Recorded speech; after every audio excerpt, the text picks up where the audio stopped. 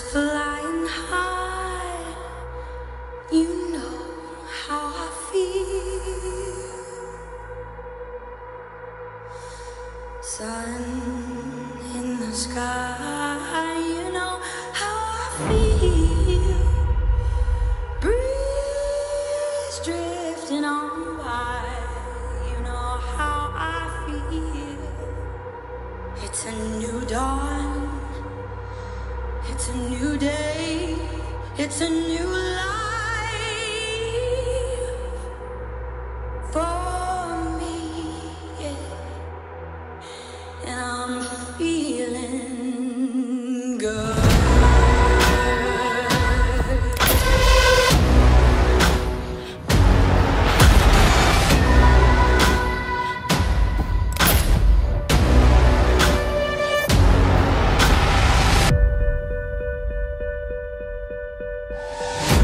Fish in the sea, you know how I feel. River running free, you know how I feel.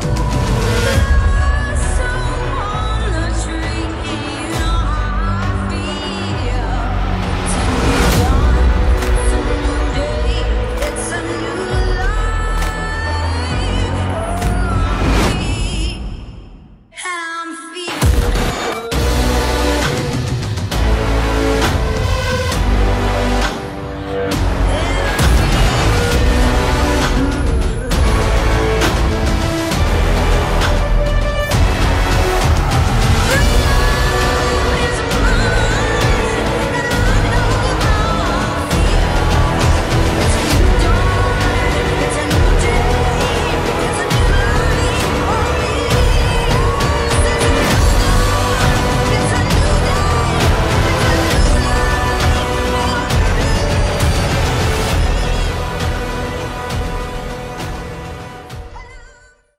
Ginoong Rizal, ano po ba ang nais mong ikahiwatig? Ako'y nababahala sa mga pangyayari. Kailangan natin magtipon-tipon para sa ating kayo. Makakaasa ka. Ito'y ipapamalita ko sa ating mga kababayan.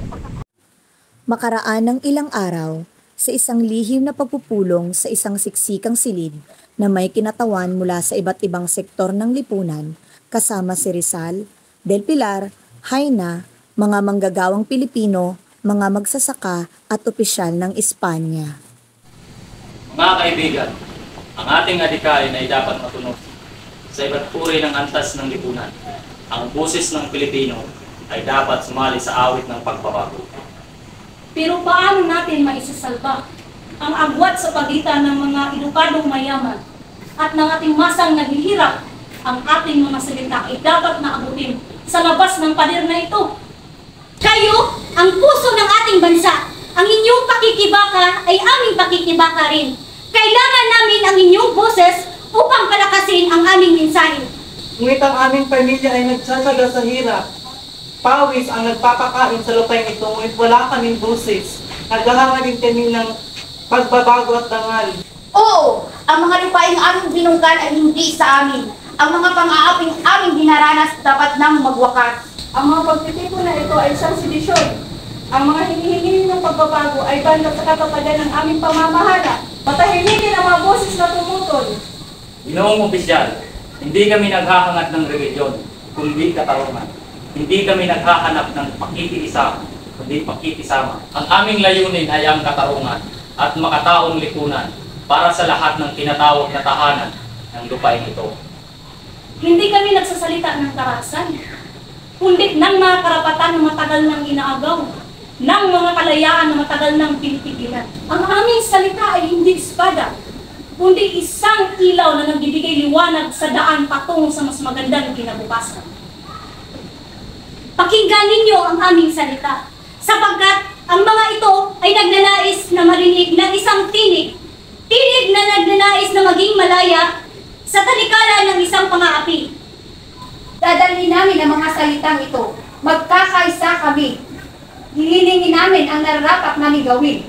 Magkakasama na tayo kami at magkakaisa. Ang aming mga tinig ay maglalakbay sa bawat sulok ng lupain ito. Ang silid ay sumigla sa mainit na talakayan at mapusok na mga pananalita. Bawat panig ay determinadong ipahayag ang kanilang mga saloobin na naglalaro sa gitna ng mainit na usapan.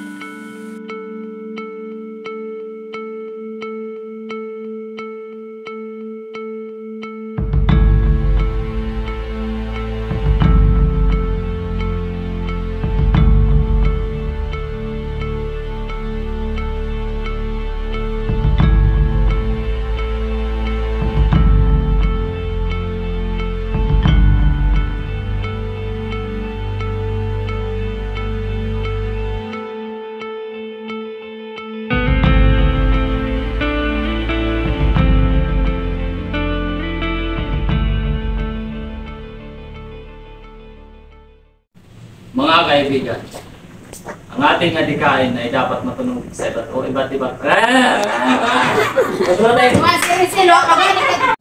Ngunit ang aming pamilya ay nagtsatsaga sa hirap. Action! Oo, ang mga lupaing aming binungkal ay hindi sa amin. Ang mga Sorry. 1, go! Patahimikin ang mga boses ng pagtutol. Ginoong opisyal, hindi kami naghahangad ng religion. Hindi kami naghahanap ng Go! Magkakasama. 3, 2, 1, shoot!